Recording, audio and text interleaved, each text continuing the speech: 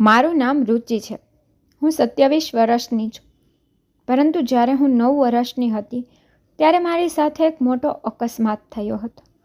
જ્યારે હું 9 વર્ષની હતી ત્યારે હું ખૂબ જ માસૂમ હતી અને મારા માતા પિતાની પ્રિય હતી.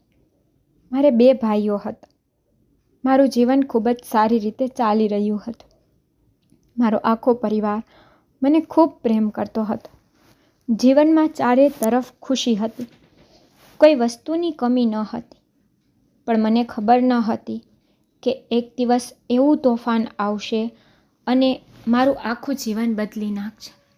મારી આખી જિંદગી પણ બરબાદ થઈ જશે. મને ખબર ન હતી કે મારી સાથે કંઈક એવું થઈ શકે છે જેના કારણે હું દરેક ક્ષણે મરી 9 વર્ષની ઉંમરે મારી ઇજ્જત છીનવાઈ જશે. મારી સાથે એવી રમત રમવામાં આવશે જેના કારણે હું કોઈને મારું મોં બતાવી શકીશ નહીં. એ દિવસ મારા જીવનનો સૌથી ખતરનાક દિવસ હતો, જ્યાં જીવન બરાબર રીતે ચાલી રહ્યું હતું અને હું શાળાએ જવા માંગતી ન હતી. પણ મારી મમ્મીએ મને બળજબરીથી શાળાએ મોકલી દીધી. તે દિવસે મારું અંગ્રેજીનું પેપર હતું. મારી માતા મારા અભ્યાસ માટે ખૂબ જ ગંભીર હતી. હું મારા 2 ભાઈઓની એકમાત્ર બહેન હતી. બંને ભાઈઓ મારાથી મોટા હતા, પણ તેમને ભણવામાં બહુ રસ ન હતો. પણ મારી માતાએ કહ્યું કે હું મારી દીકરીને ભણાવીશ અને કોઈ કાબિલ બનાવીશ. જ્યારે મારા પિતા મોટી કંપનીમાં નોકરી કરતા હતા અને મારા પિતાએ કહ્યું હતું કે ભાઈઓ જ્યારે મોટા થઈ જશે હું તેનો પોતાનો અલગ બિઝનેસ કરી આપીશ. મમ્મી પપ્પાની બહુ ઈચ્છા હતી કે મારા બંને ભાઈઓ ભણે. બહુ નહીં તો બંને ભાઈઓ માત્ર ઇન્ટરમીડિયેટ સુધીનો અભ્યાસ પૂરો કરે.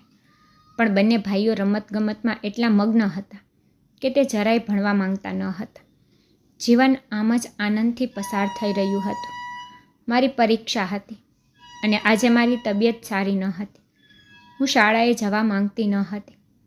થોડા દિવસોથી મેં પણ મારા ભાઈઓ સાથે રમતગમતમાં વધુ ધ્યાન આપવાનું શરૂ કરી દીધું હતું અને આજે જ્યારે હું મારી તબિયતના કારણે શાળાએ જવાની ના પાડી રહી હતી ત્યારે મમ્મીને લાગ્યું કે હું રમવાને કારણે શાળાએ જવાની ના પાડી રહી છું. તેથી મમ્મીએ મને બળજબરીથી શાળાએ મોકલી હતી. આમ તો સવારે પપ્પા મને સ્કૂલે ડ્રોપ કરતા અને માતા બપોરે મને સ્કૂલેથી લેવા આવતી. પણ આજે સવારથી મમ્મીની તબિયત સારી ન હતી. તેથી મમ્મીએ મને સવારે કહ્યું, આજે તું શાળાની છોકરીઓ સાથે ઘરે આવી જજે. અમારી આસપાસ રહેતી ઘણી છોકરીઓ મારી શાળામાં ભણતી હતી. મમ્મીના ખૂબ આગ્રહ પછી હું રાજી થઈ અને શાળાએ ગઈ. પણ ખબર નહીં કેમ આજે મારું હૃદય ખૂબ જ બેચેન થઈ રહ્યું હતું. મમ્મીએ શાળાએ તો મોકલી દીધી હતી, પણ મારી તબિયત સારી ન હતી તેમજ અભ્યાસ પર પણ ધ્યાન ન હતું.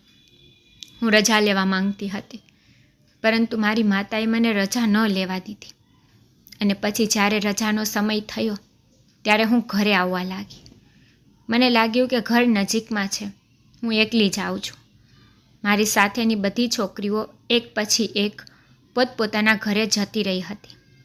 જ્યારે આઈસ્ક્રીમની રેકડી શાળાની બહાર ઊભી હતી તો હું આઈસ્ક્રીમ ખાવા માટે ત્યાં રોકાઈ ગઈ હતી. તે પછી મેં જોયું કે ત્યાં એક સ્ટેશનરીની દુકાન પર એક સુંદર ડાયરી રાખી હતી. પછી મેં તે ડાયરી ખરીદી અને તેથી જ મને ઘરે જવામાં મોડું થયું. ચાલતા ચાલતા હું થોડે દૂર મારા ઘર પાસે આવી ત્યારે અચાનક એક કાર આવી અને લોકોએ મને બળજબરીથી તેમની કારમાં બેસાડી. હું ચીસો પાડવા માંગતી હતી, પણ તે યુવાન છોકરાઓ હતા. તેણે મારા મોં પર હાથ મૂકી લીધો. તે લોકો નશામાં ધૂત જણાતા હતા. આ 4 છોકરાઓ હતા. ખબર નહીં કે તેઓ મને કારમાં ક્યાં લઈ જતા હતા. કાર સતત આગળ વધી રહી હતી. મારી આંખમાંથી આંસુ નીકળી રહ્યા હતા. મારા ખંભા પરથી મારી સ્કૂલ બેગ પણ કાઢી લેવામાં આવી હતી. હું કંઈ સમજી શકતી ન હતી. હું વિચારતી હતી કે મારે શું કરવું જોઈએ. જ્યારે આ છોકરાઓએ મને કારમાં બેસાડી ત્યારે કદાચ કોઈએ મને જોઈ ન હતી, કારણ કે હું જે રસ્તેથી આવતી હતી તે સુમસાન વિસ્તાર હતો. કોણ જાણે આ લોકો મને તેની સાથે ક્યાં લઈ જઈ રહ્યા હતા. મારી આંખમાંથી સતત આંસુ નીકળી રહ્યા હતા. હું સમજી શકતી ન હતી કે મારે શું કરવું. હું મારા મનમાં મારા માતા પિતાને ખૂબ જ મિસ કરી રહી હતી. થોડા સમય પછી એક મોટા ઘરની બહાર કાર ઊભી રહી અને પછી આ ચારેય છોકરાઓ એક પછી એક કારમાંથી નીચે ઉતરવા લાગ્યા અને ત્યારબાદ મને પણ કારમાંથી નીચે ઉતારી. મેં છોકરાઓ સામે હાથ જોડીને કહ્યું, ભાઈ, કૃપા કરીને મને મારા માતા પિતા પાસે લઈ જાઓ. તમે લોકો મને ક્યાં લાવ્યા છો? પણ તે છોકરાઓએ મારી વાત ન સાંભળી અને કહેવા લાગ્યા કે અમે તારા ભાઈ નથી અને તું આટલી નાની ઉંમરે ખૂબ જ સુંદર છે. તો યુવાન થયા પછી તું તારી સુંદરતાથી ઘણા છોકરાઓના દિલ દુખી કરીશ. પણ અમે અત્યારે તારી સુંદરતા માણવા માંગીએ છીએ. તે સમયે તે લોકોએ જે કહ્યું તેનો કોઈ અર્થ હું સમજી શકતી ન હતી. હું ખૂબ રડતી હતી, પણ મારી વાત સાંભળવા કોઈ તૈયાર ન હતું. આમ તમામ છોકરાઓની ઉંમર 16 થી 19 વર્ષની વચ્ચે હતી. આમાંના એક છોકરાનું નામ નક્ષ હતું. તે વારંવાર કહેતો હતો કે આ છોકરીને મને સોંપી દો. તમે લોકો બીજી યુવાન છોકરી લઈ આવો. મને આ છોકરી ખૂબ જ સુંદર લાગે છે. પરંતુ તે છોકરાઓ માનતા ન હતા. પરંતુ તેમની વચ્ચે એ નક્કી હતું કે આ છોકરીનો લાભ સૌથી પહેલાં નક્ષ ઉપાડશે અને તે પછી તે ફરીથી મને ઘરની અંદર લઈ ગયા. આ ઘર ખાલી પડ્યું હતું. આ છોકરાઓમાંના એકનું આ ઘર હતું. આ ઘરમાં કોઈ રહેતું ન હતું. તેઓ મને બળજબરીથી રૂમની અંદર લઈ ગયા અને પછી સૌથી પહેલાં નક્ષ નામનો છોકરો મારી ઇજ્જતને ખરાબ કરવા માટે રૂમની અંદર આવ્યો. હું રૂમની એક બાજુ ઊભી રડતી હતી અને હું વારંવાર કહી રહી હતી કે પ્લીઝ ભાઈ, મને જવા દો. તમે મારી સાથે શું કરો છો? પરંતુ તે છોકરો નશાની હાલતમાં મારી પાસે આવ્યો અને મારી ઇજ્જત ખરાબ કરવા લાગ્યો. તે સમયે હું એક નિર્દોષ બાળક હતી. આ ઉંમરે હું એ આઘાત સહન કરી શકતી ન હતી. એકે મારી ઇજ્જત બગાડ્યા બાદ બાકીના 3 પર રૂમમાં આવ્યા અને મારી સાથે એક પછી એક ખરાબ કરવા લાગ્યા. હું બેભાન થઈ ગઈ હતી. મારી હાલત બહુ ખરાબ હતી. દરેક જગ્યાએ ઈજાના નિશાન હતા. જ્યારે હું બેભાન થઈ ગઈ ત્યારે મને ખબર ન પડી કે મને શું થયું છે. હા, પણ હું ચોક્કસ જાણતી હતી કે જ્યારે હું ભાનમાં આવી ત્યારે મને ખૂબ જ દુખાવો થતો હતો. જ્યારે મેં મારી આંખ ખોલી ત્યારે મારા પરિવારના સભ્યો મારી આસપાસ હતા. મારા મમ્મી પપ્પા અને મારા 2 ભાઈઓ. કદાચ તે લોકો મારા વિશે જાણતા હતા કે મારી સાથે શું થયું છે. મારી માતા ખરાબ રીતે રડી રહી હતી. જ્યારે હું મારા પિતાની આંખોમાં પણ આંસુ સ્પષ્ટ જોઈ શકતી હતી. પોતાની વહાલી દીકરીની હાલત જોઈને તેઓ હૃદયથી ભાંગી પડ્યા હતા. હું ડૉક્ટર પાસેથી સારવાર લઈ રહી હતી, પરંતુ આશ્ચર્યની વાત એ હતી કે હું મારા ઘરે હાજર હતી. મને હોસ્પિટલમાં લઈ જવામાં આવી ન હતી. જ્યારે અમારા ફેમિલી ડૉક્ટર ઘરે આવીને મારી સારવાર કરી રહ્યા હતા. તે મારી સંભાળ રાખવા માટે તે પોતાની સાથે એક નર્સ પણ લાવ્યા હતા. આખા 2 દિવસ પછી હું વાત કરવા લાયક થઈ હતી. ત્યારે મારી માતાએ મને પૂછ્યું, દીકરી, તારી સાથે આ બધું કેવી રીતે થયું? તું ક્યાં ગઈ હતી? હું સંપૂર્ણ રીતે ડરી ગઈ અને ધ્રુસકે ધ્રુસકે રડવા લાગી. મેં મારા માતા પિતાને કંઈ પણ કહ્યું નહીં, કારણ કે હું આ સ્થિતિમાં ન હતી અને ફરીથી આ યાદ કરવા માંગતી ન હતી. મારું બાળપણ પૂરું થઈ ગયું હતું. પણ જ્યારે હું ધીમે ધીમે સ્વસ્થ થઈ ગઈ ત્યારે મેં મારી માતાને મારી આખી વાત કહી કે હું કેવી રીતે ઘરે આવી રહી હતી અને ઘરે આવતી વખતે તે છોકરાઓ મને કારમાં લઈ ગયા અને પછી તેઓ મને એક મોટા ઘરે લઈ ગયા.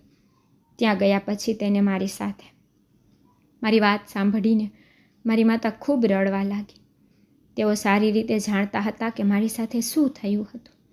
મમ્મી પસ્તાવા લાગી હતી કે જો તે દિવસે તે મને શાળાએથી લેવા આવી હોત તો કદાચ મારી સાથે બધું જ ન થયું હોત, અથવા જો મેં ના પાડી અને તેણે મને શાળાએ પણ ન મોકલી હોત તો પણ કદાચ હું બચી ગઈ હોત. પણ કદાચ મારા નસીબમાં આવું જ બનવાનું હતું. મારો સૌથી મોટો ભાઈ 13 વર્ષનો હતો, જ્યારે બીજો ભાઈ 11 વર્ષનો હતો અને હું 9 વર્ષની હતી. આટલી ઉંમર હોવા છતાં તેઓને ખબર પડી ગઈ હતી કે તેમની નાની બહેન સાથે શું થયું છે. હું એક નિર્દોષ બાળક હતી. મારું સન્માન વધુ કલંકિત ન થાય તેથી જ મારા પરિવારે તે છોકરાઓ વિરુદ્ધ પોલીસ રિપોર્ટ નોંધાવી ન હતી, કારણ કે તેઓ પણ સારી રીતે જાણતા હતા કે એ છોકરાઓ કોઈ અમીર પિતાના પુત્રો હોવા જોઈએ. જ્યારે તેઓ આટલી હિંમતથી આ બધું કરી શકે છે તો પછી તેઓ તેમની સંપત્તિના આધારે પોલીસથી છુટકારો પણ મેળવી શકે છે. બસ આટલું વિચારીને મારા પરિવારના સભ્યોએ ચૂપ રહેવાનું બહેતર માન્યું. મારા આરોપીઓ ખુલ્લેઆમ ફરતા હતા અને ધીમે ધીમે હું યુવાન થતી હતી. પરંતુ તેમ છતાં મારી કહાનીએ મને ક્યારેય છોડી નહીં, કારણ કે મારા પરિવારના સભ્યો તેને લોકોથી છુપાવવા માંગતા હતા કે નાનપણથી જ તેની દીકરીની ઇજ્જત સાથે ખિલવાડ કરવામાં આવ્યો છે. પરંતુ આ વાત છુપી ન હતી.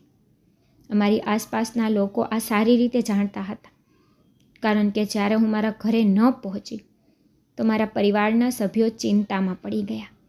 મમ્મીએ પપ્પાને ઓફિસમાં જ ફોન કર્યો હતો કે સાંજના 5 વાગ્યા છે, પરંતુ દીકરી ઘરે આવી નથી. આમ તો તેની રજા 1 વાગ્યે જ થઈ જાય છે. મમ્મીએ મારી સ્કૂલમાં ભણતી આસપાસની બધી છોકરીઓને પૂછપરછ કરી હતી તો તેને કહ્યું કે અમને તો સમયસર શાળાએથી છોડી દેવામાં આવ્યા હતા, પણ તે ઘરે કેમ ન પહોંચી તેને આ ખબર નથી. આ કારણે માં વધુ ચિંતિત થઈ ગઈ અને તેને પિતાને ફોન કર્યો. પિતા ઓફિસેથી વહેલા ઘરે આવ્યા અને મને શોધવા લાગ્યા, અને પડોશના બધા લોકો મને શોધવા લાગ્યા. અમારા કેટલાક સંબંધીઓના ઘરે પણ ફોન કર્યો, પણ હું ક્યાંય મળી નહીં. મારી ઇજ્જત બગાડ્યા પછી તે બદમાશોએ મને રાતના અંધારામાં મારી શાળાના ગેટ પર ખરાબ હાલતમાં ફેંકી દીધી હતી. પોલીસમાં 24 કલાક પહેલાં ગુમ થયાની ફરિયાદ નોંધાવી શકાતી નથી, પણ કોઈએ મારા પિતાને ફોન કરીને કહ્યું કે તમારી પુત્રી શાળાની બહાર ગંભીર હાલતમાં પડી છે, આવો અને તમારી પુત્રીને લઈ જાઓ. જેના પર મારા માતા પિતા ખૂબ ડરી ગયા. જ્યારે તે મને લેવા માટે આવ્યા ત્યારે તેણે મને શાળાની બહાર ગંભીર હાલતમાં પડેલી જોઈ. ત્યારે તેના હોશ ઉડી ગયા. જ્યારે મારી માતા સમજી ગઈ કે મારી સાથે શું થયું છે. જ્યારે પિતા આ બાબતે પોલીસ રિપોર્ટ નોંધાવવા જતા હતા, પરંતુ માતાએ તેને અટકાવ્યા હતા. તેને કહ્યું હતું કે આપણે પહેલાં અમારી પુત્રીની સારવાર કરાવવી જોઈએ, અને આ જ કારણ હતું કે માતાએ પિતાને હોસ્પિટલમાં જતા અટકાવ્યા. કહ્યું કે અમારી દીકરીની સારવાર ઘરે જ કરાવવી પડશે. આ રીતે આપણી દીકરીની જિંદગી બરબાદ થઈ શકે છે. તેની જિંદગીનો સવાલ છે. દીકરીની બદનામી બચાવવા તેણે ન તો મારી હોસ્પિટલમાં સારવાર કરાવી કે ન તો તે બદમાશો સામે પોલીસ ફરિયાદ કરી. એ લોકોએ એવું વિચાર્યું કે આવું કરવાથી તેની પુત્રી માથું ઊંચું રાખીને આખી જિંદગી જીવી શકે છે, પણ તેઓ જાણતા ન હતા કે આ દુનિયા બહુ ખરાબ છે. તેની લાચારીનો લાભ લેવા માંગશે. કોઈક રીતે હું સ્વસ્થ થઈ ગઈ હતી. સમય વીતવા સાથે મારા શરીર પરના ઘા રૂઝાઈ ગયા હતા, પણ મારા હૃદય અને સન્માન પરના ઘા રૂઝાઈ શક્યા ન હતા. લોકો શું કહેશે તેના ડરને કારણે મેં ઘરની બહાર જવાનું પણ બંધ કરી દીધું હતું. આસપાસના લોકો અને મારા કેટલાક સંબંધીઓ આ વાત સારી રીતે જાણતા હતા કે મારા સાથે શું થયું છે. મારા મોટા ભાઈના લગ્ન થઈ ગયા હતા. હું મારા ભાઈના લગ્નમાં પણ ગઈ ન હતી. મારી ભાભી બીજા શહેરની હતી. આ એટલા માટે કારણ કે જો મારા પિતા આ શહેરમાં ક્યાંય પણ મારા ભાઈ માટે છોકરી શોધવા જતા તો તેઓને મારી વાસ્તવિકતા વિશે જાણ થઈ જતી, અને મારા કારણે મારા ભાઈનો સંબંધ થતો ન હતો. આ વાત છુપાવવાને કારણે મારી માતાએ મારા ભાઈ માટે બીજા શહેરની છોકરી પસંદ કરી હતી. મારો ભાઈ તેની પત્ની સાથે સુખેથી રહેતો હતો.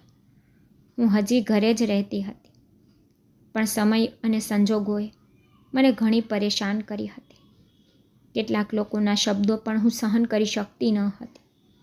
અમારા ઘરે આવતા મહેમાનો મને કોઈને કોઈ બાબતે ટોણા મારતા જતા, જેના કારણે મને આ વાત હંમેશા યાદ રહેતી. થોડા સમય પછી પિતાજી પણ અમને છોડીને ચાલ્યા ગયા.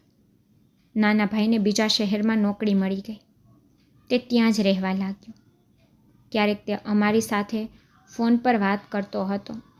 માતાને તેના પુત્રો પર હવે બિલકુલ વિશ્વાસ ન હતો, કારણ કે મારો નાનો ભાઈ ખોટા છોકરાઓની સંગતમાં પડી ગયો હતો અને તે ભૂલી ગયો હતો કે તે એક સંસ્કારી પરિવારનો પુત્ર છે. થોડો સમય વીતી ગયા પછી અમને ખબર પડી કે મારા નાના ભાઈને પણ એક છોકરી પસંદ છે અને તેને તેની સાથે લગ્ન પણ કરી લીધા છે અને હવે તે ત્યાં જ રહેશે. મોટી ભાભીથી પણ આ વાત કેવી રીતે છુપાવી શકાય કે આ ઘરમાં રહેતી તેના પતિની બહેન સાથે બાળપણમાં તેની ઇજ્જત ખરાબ કરી દેવામાં આવી છે. તેથી ભાભીએ મને હવે દરેક બાબતમાં હેરાન કરવાનું શરૂ કરી દીધું હતું. માં બધું જાણતી હતી, છતાં ભાભીને કંઈ કહી શકતી ન હતી. ભાઈ ભાભીને કંઈ કહેતો નહીં, પણ માને કહેતો હતો કે તમારી દીકરીના ક્યાંક વહેલા લગ્ન કરાવી દો, કારણ કે બાળપણમાં તેની સાથે જે કંઈ બન્યું છે તેની આપણા જીવન પર ઘણી અસર પડી છે. હવે અમે નથી ઈચ્છતા કે અમારું જીવન વધુ મુશ્કેલીઓમાંથી પસાર થાય. તેના લગ્ન કર્યા પછી તેને એટલી દૂર મોકલી દો કે તેનો પડછાયો અમારા પર પણ ન પડે. મારી માતા ભાઈને સમજાવવાની કોશિશ કરતી કે તે તારી બહેન છે, તેને કંઈ ખોટું નથી કર્યું, પણ તેની સાથે ખોટું થયું છે. પણ ભાઈ કહેતા હતા કે તેની સાથે કંઈ ખોટું થયું છે તો તેમાં અમારો શું વાંક? આના કારણે આખી દુનિયા અમારા વિશે ખરાબ બોલે છે. હું માતાને ગળે લગાવી અને ખૂબ રડતી અને કહેતી, જો તે દિવસે તમે મારા આરોપીઓને સજા અપાવી હોત તો કદાચ આજે મારી સાથે અન્યાય કરનારા લોકોને સજા મળી હોત. તે આ દુનિયામાં માથું ઊંચું રાખીને જીવે છે અને હું માથું છુપાવીને આ ઘરમાં રહું છું.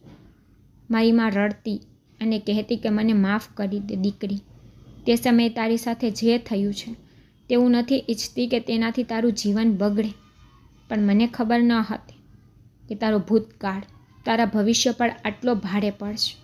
ચિંતા ન કર, હું તારા લગ્ન કરીશ. મેં મમ્મીને કહ્યું કે મારે લગ્ન નથી કરવા. પહેલેથી જ હું લોકો પાસેથી ઘણી બધી વાતો સાંભળું છું. હવે હું મારા સાસરિયામાં પણ બદનામ થવા નથી માંગતી, પણ માં કહેતી હું તારા માટે સારો સંબંધ શોધીશ. પણ જે દિવસથી ભાભીને મારી વાસ્તવિકતાની ખબર પડી તે દિવસથી ભાભીએ મને ઘરની નોકરાણી બનાવીને રાખી દીધી અને તે પોતે આખો દિવસ ઘરે આરામ કરતી હતી. મમ્મી પણ બીમાર હતી, તેથી મારે તેની સંભાળ પણ લેવી પડતી. ભાઈ તો જાણે ભાભીના પલ્લુ સુધી જ સીમિત હતો અને નાના ભાઈને પણ અમારી જરાય ચિંતા ન હતી. તે કહેતો તેણે અહીં તેની બહેનના કારણે ચૂપચાપ લગ્ન કર્યા છે, નહીં તો તેની હાલત પણ મોટા ભાઈ જેવી જ હોત.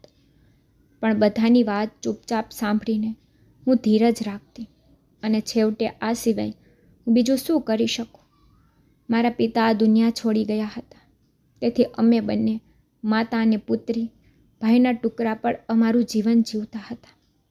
એક દિવસ ભાભીએ ભાઈને મારા સંબંધ વિશે જણાવ્યું અને ભાઈને એક છોકરાનો ફોટો પણ બતાવ્યો. જ્યારે ભાઈએ મમ્મીને ફોટો બતાવ્યો ત્યારે હું પણ રૂમમાં હાજર હતી. છોકરાનો ફોટો જોઈને માતા ચૂપચાપ થઈ ગઈ, પણ જ્યારે મેં ફોટો જોયો તો મારા પગ નીચેથી જમીન ખસી ગઈ હતી, કારણ કે આ છોકરો નહીં પણ 35 વર્ષનો માણસ હતો. હું એક 22 વર્ષની યુવાન અને સુંદર છોકરી 35 વર્ષના પુરુષ સાથે લગ્ન કરી શકતી નહીં. આખી જિંદગી મેં ઘણું સહન કર્યું હતું, પણ હવે મારામાં વધુ કંઈ સહન કરવાની હિંમત ન હતી. ફોટો જોઈને હું રડવા લાગી અને મારા ભાઈને કહેવા લાગી, ભાઈ પ્લીઝ મારી સાથે આ બધું ના કર, આ છોકરો ઘણી ઉંમરનો છે. તો તે કહેવા લાગ્યો, અરે તારા જે ગામમાં ચર્ચા થાય છે તેનાથી તો કોઈ તારી સાથે લગ્ન કરવા તૈયાર નથી.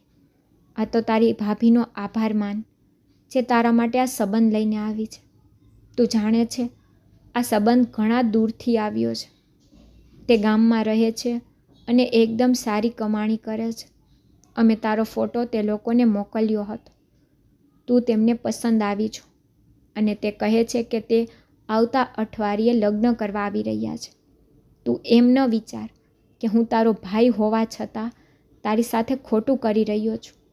મેં અહીં પણ તારા માટે સંબંધોની શોધ કરી છે, પરંતુ કોઈ તને પોતાના ઘરની વહુ બનાવવા તૈયાર નથી.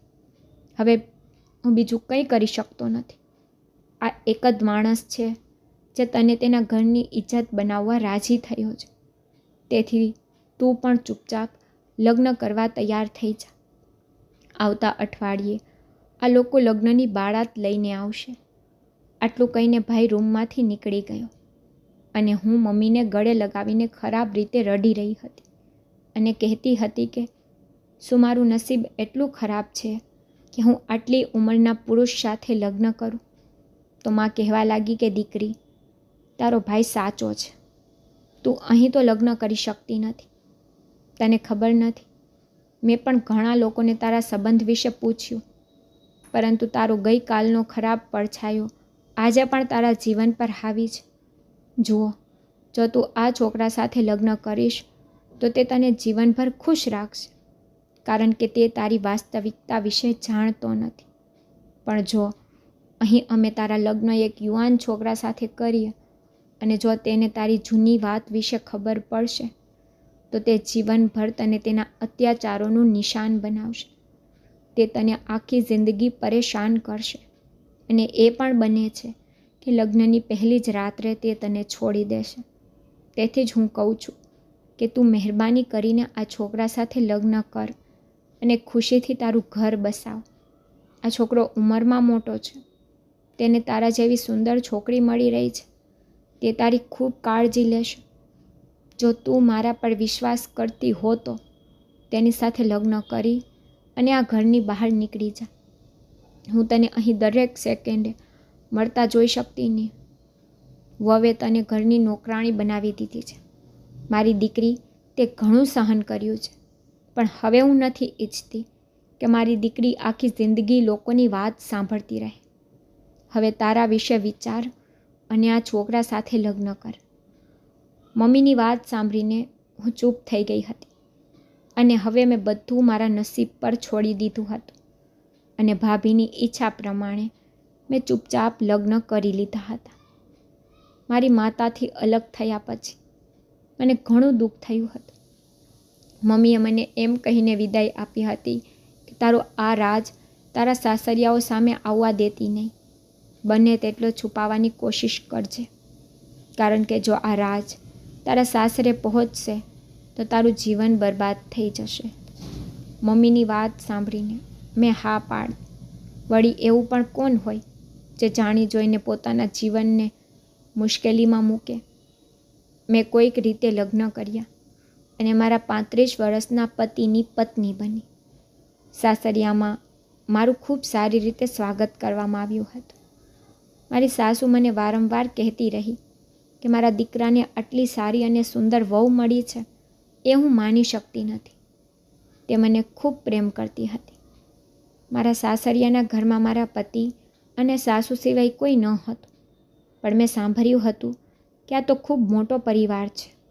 સસરા દુનિયામાંથી ચાલ્યા ગયા છે, 2 નણંદો છે, તે બંને તેના સાસરીએ છે અને મારા પતિને 3 ભાઈઓ હતા જે મારા પતિ કરતાં ઉંમરમાં ઘણા નાના હતા અને ત્રણેયના લગ્ન ઘણા વર્ષો પહેલાં થઈ ગયા હતા. મારા પતિ તેમની બધી બહેનો અને ભાઈઓમાં સૌથી મોટા હતા, પણ ખબર નહીં લગ્નમાં આટલો સમય કેમ લાગ્યો. મને સારી રીતે તૈયાર કરી અને મારા પતિના રૂમમાં બેસાડી દેવામાં આવી હતી અને હવે હું મારા પતિના આવવાની રાહ જોઈ રહી હતી. જ્યારે તે રૂમની અંદર આવ્યા તો મને જોતાની સાથે જ મારી સુંદરતાના વખાણ કરવા લાગ્યા. કહેવા લાગ્યા, હું ખૂબ નસીબદાર છું કે તારા જેવી સુંદર અને યુવાન છોકરી મારી જિંદગીમાં આવી. નહીં તો મેં વિચાર્યું કે હું આખી જિંદગી કુંવારો રહીશ, કારણ કે મને કોઈ મોટી ઉંમરની છોકરી આપવું તો દૂર, કોઈ મને લૂલી અને લંગડી દીકરીઓ પણ આપવા તૈયાર ન હતું. પણ તું મને મળી, તે મારું નસીબ છે. મારા પતિની વાત સાંભળીને મને થોડી રાહત થઈ કે મારા પતિ એક સારા વ્યક્તિ લાગે છે, પરંતુ મને ડર હતો કે જો મારા પતિને મારી વાસ્તવિકતા ખબર પડશે તો મારું શું થશે. વારંવાર ભગવાનને પ્રાર્થના કરતી હતી કે મારા પતિને મારા વિશે કંઈ પણ ખબર ન પડે. અને જો તેને ખબર પડે તો પણ તે મને માફ કરે, કારણ કે હવે હું મારા જીવનમાં વધુ મુશ્કેલીઓનો સામનો કરવા માંગતી ન હતી. ધીમે ધીમે વાત કરતી વખતે મારા પતિ મારી નજીક આવ્યા, પણ ખબર નહીં મારા પતિના દિલમાં એવો કયો વિચાર આવ્યો કે તે મારાથી દૂર થઈ ગયા અને મને કહ્યું કે રુચિ, હું તને મારા જીવનની એક બહુ મોટી વાસ્તવિકતા જણાવવા માંગુ છું. મને ખબર છે આ વાત મારે અત્યારે ન કહેવી જોઈએ, પણ હું તને આ એટલા માટે કહી રહ્યો છું કારણ કે હું નથી ઈચ્છતો કે આપણું જીવન આ રાજ સાથે શરૂ થાય. તો ચાલો આપણે બંને પ્રેમ અને સત્ય સાથે આપણું નવું જીવન શરૂ કરીએ, તો જ સારું રહેશે, કારણ કે સંબંધો ક્યારેય જૂઠ પર ટકી શકતા નથી. પતિની વાત સાંભળીને મને આશ્ચર્ય થયું. મને ખબર ન હતી કે તે મને તેના જીવનનું કયું સત્ય કહેવા જઈ રહ્યા હતા, જે કહેવા માટે તેની આંખોમાં અચાનક આંસુ આવી ગયા. હું પરેશાન એટલે ન હતી કે તે મને તેના જીવન વિશે કંઈક કહેશે, પરંતુ મને એટલી ચિંતા થઈ રહી હતી કે જો તે મને તેના જીવન વિશે કંઈક કહેશે તો બદલામાં તે મને મારા જીવન વિશે પણ કંઈક પૂછશે. જો આમ થશે તો હું શું કરીશ? હું મારા વિચારમાં ભટકતી હતી. ત્યારે મારા પતિ કહેવા લાગ્યા, શું તમે જાણવા માંગો છો કે હું તમને શું કહેવા માંગુ છું? જ્યારે હું ચૂપ રહી તો તેણે કહેવાનું શરૂ કર્યું કે મને ડર લાગે છે કે મારું સત્ય જાણ્યા પછી તમે મને છોડી ન દો, પણ મને તો મારો પોતાનો ડર હતો. મને લાગતું હતું કે મારા પતિ મારું સત્ય જાણ્યા પછી મને છોડી દેશે. તેથી મેં મારા પતિને આશ્વાસન આપ્યું કે તમે કોઈ પણ ચિંતા કર્યા વિના મને તમારા વિશે કહી શકો છો. હું તમને ક્યારેય છોડીશ નહીં. પછી મારા પતિએ તેની વાર્તા કહેવાનું શરૂ કર્યું અને કહ્યું, મારા માતા પિતાએ મને ગામડાથી શહેર કોલેજમાં ભણવા મોકલ્યો હતો, પણ હું કોલેજમાં બગડેલા છોકરાઓની સંગતમાં પડી ગયો હતો.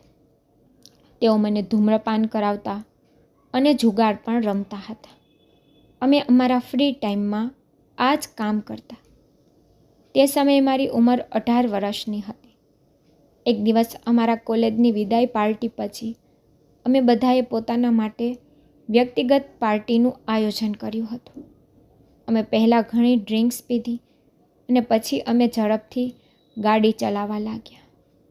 જ્યારે અચાનક મારા મિત્રની નજર શાળામાંથી નીકળતી એક છોકરી પર પડી, જે ફક્ત 9 વર્ષની હતી. અમે મિત્રોએ એક પ્લાન બનાવ્યો કે તેઓ આ છોકરીનું અપહરણ કરીને તેની સાથે ખોટું કામ કરશે. હું મારા મિત્રો સાથે આ કામમાં સંપૂર્ણ રીતે સામેલ હતો અને પછી અમે તે છોકરીને રસ્તા પરથી ઉપાડીને અમારી કારમાં બેસાડી અને મારા મિત્રો તેને બંધ મકાનમાં લઈ ગયા. પરંતુ મેં તેમને કહ્યું કે સૌથી પહેલાં હું આ છોકરીનો લાભ લેવા માંગુ છું. તમે લોકો તમારા માટે બીજે ક્યાંક વ્યવસ્થા કરો. પરંતુ મારા મિત્રોએ કહ્યું કે અમે બીજે ક્યાંય વ્યવસ્થા કરી શકીએ નહીં, પરંતુ તું એક કામ કર, પહેલાં તેનો લાભ તું લઈ લે. અમે તારા માટે ચોક્કસપણે આટલું કરી શકીએ છીએ. એ માસૂમ છોકરી ખરાબ રીતે રડી રહી હતી, પરંતુ મને તેના પર કોઈ દયા ન આવી અને હું તેને રૂમમાં લઈ ગયો અને પહેલાં મેં તેની ઇજ્જત બગાડી અને તે પછી મારા મિત્રોએ. પછી જ્યારે તે છોકરી બેભાન થઈ ગઈ ત્યારે અમે તેને ફરીથી તે જ સ્કૂલના ગેટ સામે ફેંકી દીધી. અમે તેને મધરાત્રિએ ફેંકી દીધી હતી, જેથી કોઈ અમને જોઈ ન શકે. અમે નશામાં હતા. મારો અભ્યાસ પણ પૂરો થઈ ગયો હતો. સવારે જ્યારે મારો નશો ઓછો થયો ત્યારે હું ટ્રેન દ્વારા મારા ઘરે આવ્યો. અહીં આવ્યા પછી મને ખબર પડી કે મારી બહેનની ઇજ્જત પણ ખરાબ થઈ ગઈ છે. મારી બહેન યુવાન હતી. મારી બહેન જેને પ્રેમ કરતી હતી તે છોકરાએ તેનો લાભ લીધો હતો અને હવે તે લગ્ન માટે પણ ના પાડી રહ્યો હતો. મારી બહેન ખરાબ રીતે તડપતી હતી. મારી બહેનની પીડા હું જોઈ શકતો ન હતો. બહુ મુશ્કેલીથી અમે અમારી બહેનના લગ્ન એ જ છોકરા સાથે કરાવ્યા. ગામના કેટલાક મહત્ત્વના લોકોને ભેગા કર્યા, પંચાયત થઈ અને નિર્ણય લેવાયો કે મારી બહેનના લગ્ન મારી બહેનની ઇજ્જતને કલંકિત કરનાર વ્યક્તિ સાથે જ થવા જોઈએ. આ કારણે આખા ગામમાં મારી બહેનનું ઘણું અપમાન થતું હતું અને સાથે જ મારું પણ ઘણું અપમાન થતું હતું, કારણ કે તે મારી બહેન હતી. તે દિવસે મને થયું કે મેં અને મારા મિત્રોએ જે છોકરીની ઇજ્જત ખરાબ કરી છે, કદાચ તેની સાથે પણ આવું જ થતું હશે. મારા મિત્રોને કદાચ આ ખ્યાલ ન હતો, પણ મને આ વાત પર પૂરેપૂરો વિશ્વાસ હતો, કારણ કે મારી બહેને જે કંઈ પણ માંથી પસાર થઈ રહી હતી તે કદાચ મારા કારણે જ થતી હતી. તે પણ કોઈની બહેન અને કોઈની દીકરી હતી. તે એક નિર્દોષ છોકરી હતી. અમે તેના પર એટલી દયા પણ ન બતાવી. તે પણ નિર્દોષ હતી અને કશું જાણતી પણ ન હતી. અમારે તેની સાથે આવું ન કરવું જોઈતું હતું, પરંતુ તે સમયે નશાના કારણે અમે કંઈ જોઈ શક્યા નહીં. આજે આ ઘટનાને 13 વર્ષ થઈ ગયા છે. રાત્રે મારા સપનામાં તે નિર્દોષ છોકરીનો ચહેરો ફરતો રહે છે, જે મારી સામે ખૂબ રડતી હતી કે ભાઈ મને છોડી દો, મને મારા માતા પિતા પાસે મોકલી દો. પણ મને તેના પર દયા આવી નહીં. કદાચ તે દિવસે જો મેં તેની સાથે આવું ન કર્યું હોત અને તેના મારા મિત્રોથી પણ બચાવી હોત, તો બદલામાં મારી બહેન સાથે પણ કંઈ ખોટું ન થાત. તે દિવસથી આજ સુધી હું તેના પર રડતો રહું છું. હું તે છોકરી પાસે માફી માંગુ છું. મારો પરિવાર ઈચ્છતો હતો કે હું લગ્ન કરું, પરંતુ હું અત્યાર સુધી કુંવારો રહ્યો, કારણ કે હું આ છોકરીનો ગુનેગાર છું. મને લાગે કે જો હું લગ્ન કરીશ તો હું મારી પત્નીને શું મોં બતાવીશ કે જે છોકરી મારી પત્ની બનીને ઘરમાં આવશે તે એક ગુનેગારની પત્ની કહેવાશે. મને ડર છે કે મારી આવી ભૂલને કારણે મારી બહેન સાથે જે થયું તે મારા બાળકો સાથે પણ થઈ શકે છે. તેથી જ મને લગ્ન કરવામાં ડર હતો અને મેં મારી બધી નાની બહેનો અને ભાઈઓના એક પછી એક લગ્ન કરાવ્યા, પણ મેં લગ્ન ન કર્યા. અને આ વાત મેં આખી જિંદગી મારા પરિવારથી છુપાવીને રાખી, કારણ કે હું તેમનો સામનો કરી શકતો નથી.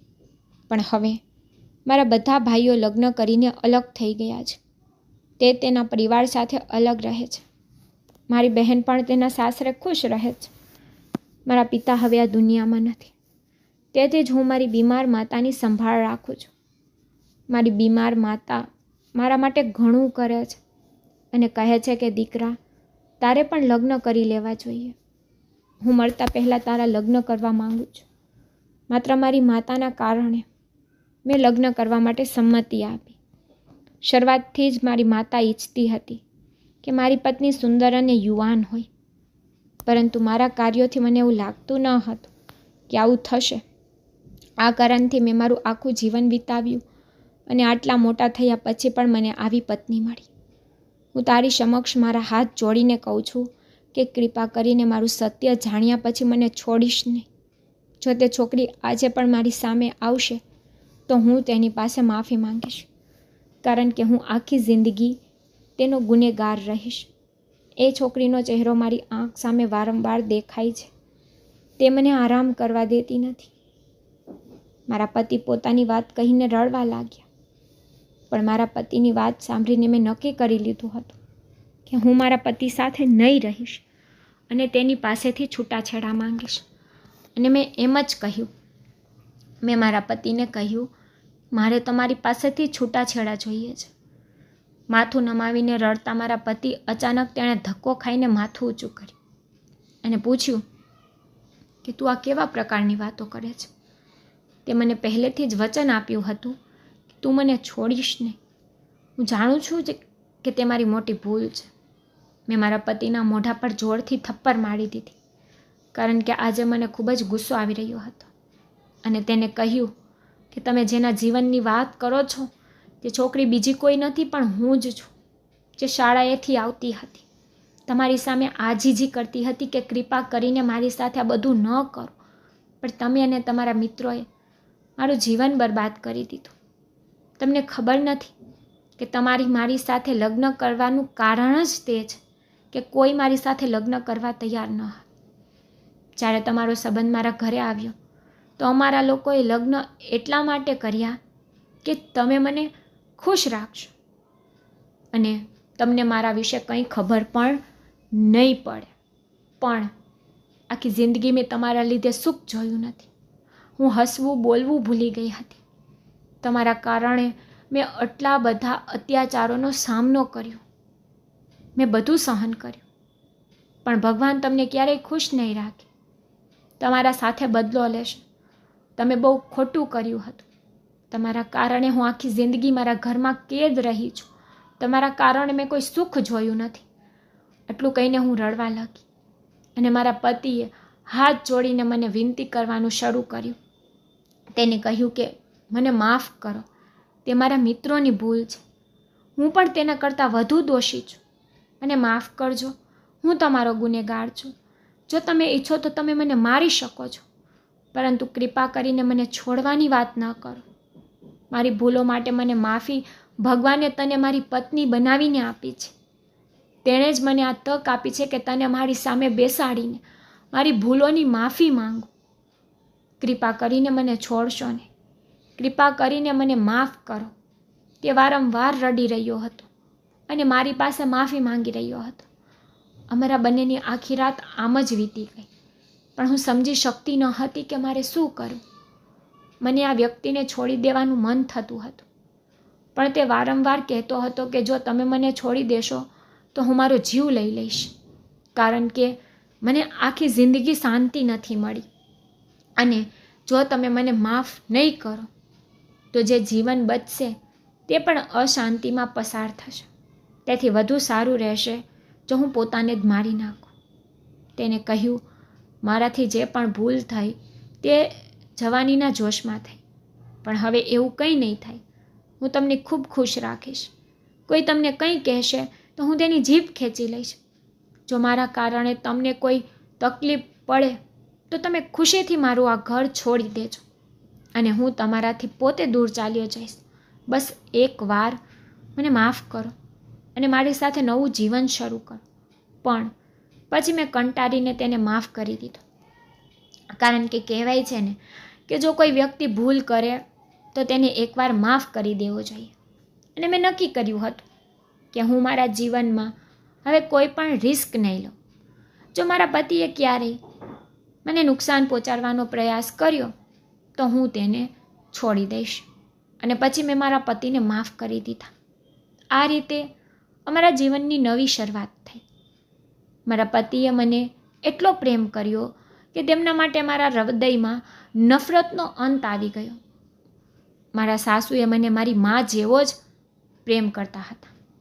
આ ઘરમાં કોઈ વસ્તુની કમી ન હતી. મારા પતિ મને એટલો પ્રેમ કરતા હતા કે મને ક્યારેય તેમને છોડવાની તક ન મળી.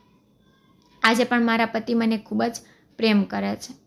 મારે 2 બાળકો છે અને મને લાગે છે કે જો મેં નક્ષ સિવાય બીજા કોઈ સાથે લગ્ન કર્યા હોત તો હું ત્યાં પણ એટલી ખુશ ન રહેત જેટલી હું અહીં મારા પતિ સાથે ખુશ છું.